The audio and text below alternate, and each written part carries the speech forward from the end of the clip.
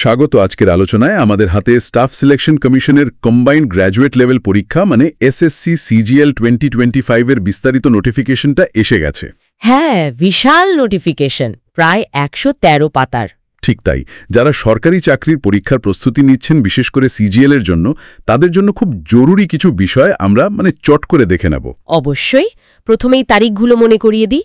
Online আবেদন শুরু হচ্ছে 9 জুন থেকে আর চলবে 4 জুলাই 2025 পর্যন্ত, মানে রাত 11টা পর্যন্ত। মনে রাখতে হবে এই 4 জুলাই কিন্তু লাস্ট ডেট।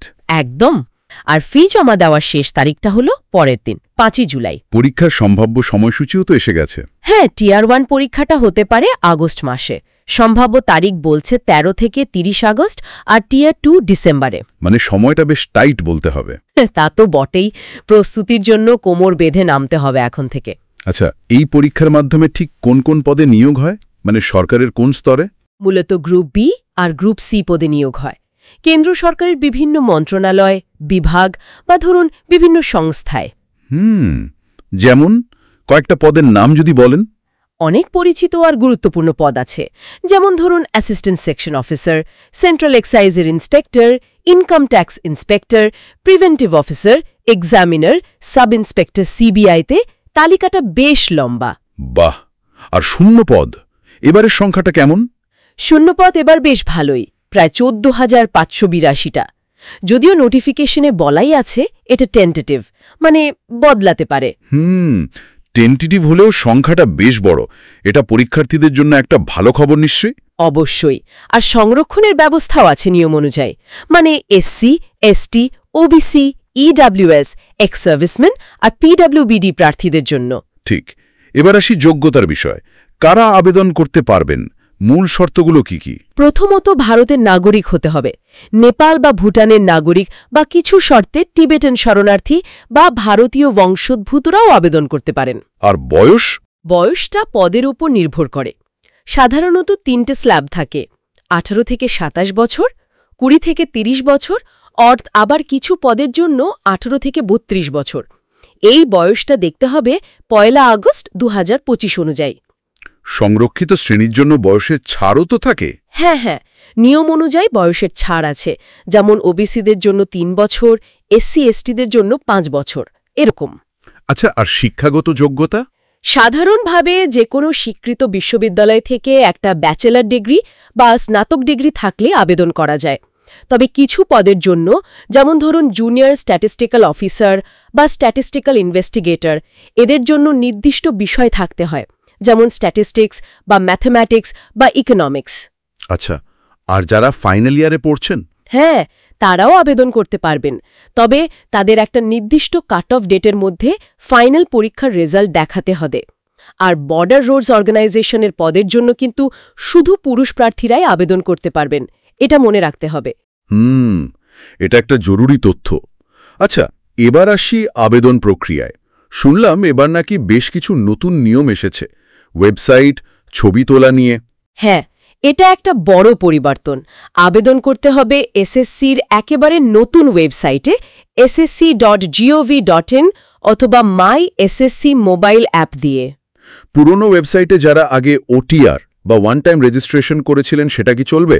না, সেটাই গুরুত্বপূর্ণ বিষয়। পুরনো ওটিআর এখানে কাজ করবে না। সবাইকে নতুন ওয়েবসাইটে নতুন করে ওটিআর করতে হবে। আর ছবি তোলার ব্যাপারটা কি? লাইভ ছবি? ঠিক ধরেছেন। আবেদন করার সময় আবেদনকারীর লাইভ ছবি তুলতে হবে, মানে ওয়েবক্যাম বা মোবাইল ক্যামেরা দিয়ে তখনই ছবিটা তুলে আপলোড করতে হবে। আগে থেকে তুলে রাখা বা স্ক্যান করা ছবি চলবে না? না, সেটাই বলা হয়েছে।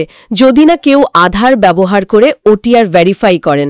আধার ব্যবহার করলে ছবি বা সই সংক্রান্ত ছোটখাটো ভুলের জন্য আবেদন বাতিল হবে না, এরকম একটা সুবিধা দেওয়ার কথা বলা আছে। এই লাইভ ছবির ব্যাপারটা কিন্তু বেশ ইন্টারেস্টিং। জালিয়াতি রুখতে হয়তো এটা একটা ভালো পদক্ষেপ।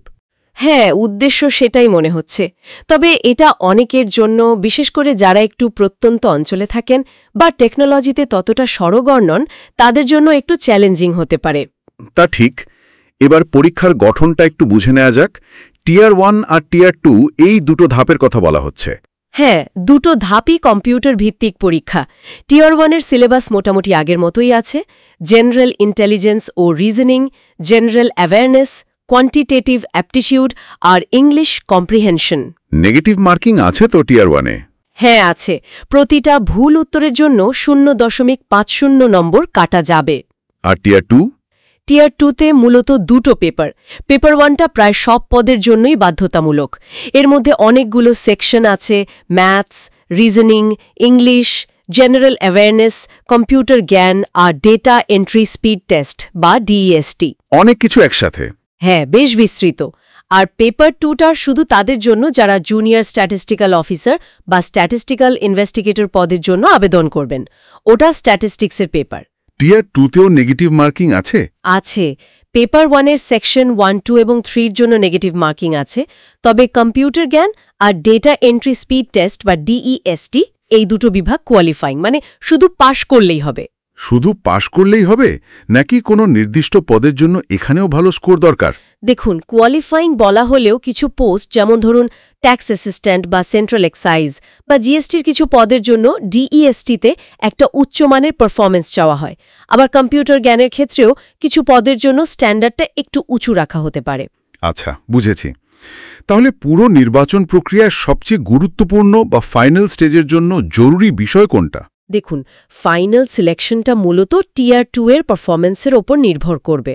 মানে পেপার 1-এর স্কোর, যেখানে প্রযোজ্য পেপার 2-এর স্কোরও যোগ হবে, দিয়ে মেরিট লিস্ট তৈরি হবে। কিন্তু এখানে একটা ভীষণ জরুরি ধাপ আছে, যেটা অনেকে মিস করে যান বা গুরুত্ব দেন না। সেটা হলো পদের পছন্দক্রম বা প্রেফারেন্স সাবমিশন। সেটা কখন করতে হয়? ফাইনাল রেজাল্ট বেরোনোর আগেই কমিশন একটা নির্দিষ্ট সময় দেবে। সেই সময়ের মধ্যে অনলাইনে নিজের পছন্দের পদগুলো পরপর সাজিয়ে জমা দিতে হবে। আর যদি কেউ না করে? তাহলে কিন্তু সে যতই ভালো স্কোর করুক না কেন, তাকে কোনো পদের জন্য বিবেচনা করা হবে না, মানে চাকরিটা পাবে না। সর্বনাশ! এটা তো খুবই জরুরি তাহলে। অত্যন্ত জরুরি। আর একবার এই পছন্দক্রম জমা দিয়ে দিলে সেটা আর পাল্টানো যায় না। তাই খুব ভেবেচিন্তে নিজের যোগ্যতা, নম্বর, আগ্রহ সব মিলে এটা পূরণ করতে হবে। আর কিছু পদের জন্য শারীরিক বা ডাক্তারি পরীক্ষাও তো থাকে। হ্যাঁ, বিশেষ করে ইন্সপেক্টর, সাব ইন্সপেক্টর বা BROর মতো পদগুলোর জন্য নির্দিষ্ট ফিজিক্যাল স্ট্যান্ডার্ড আর মেডিকেল টেস্ট পাশ করতে হয়। বেশ, তাহলে আমরা আলোচনার প্রায় শেষের দিকে। যদি মূল বিষয়গুলো একবার দর্শকদের জন্য গুছিয়ে বলি। হ্যাঁ, অবশ্যই। প্রথমত, আবেদনের শেষ তারিখ 4 জুলাই 2025। দ্বিতীয়ত, পরীক্ষা আগস্ট আর ডিসেম্বরে হওয়ার কথা। তৃতীয়ত, নতুন ওয়েবসাইটে নতুন OTR আর লাইভ ছবি তোলার নিয়ম চালু হয়েছে। আর চতুর্থ এবং সবচেয়ে গুরুত্বপূর্ণ হল ফাইনাল রেজাল্টের আগে সঠিক সময়ে পদের পছন্দক্রম অনলাইনে জমা দেওয়া।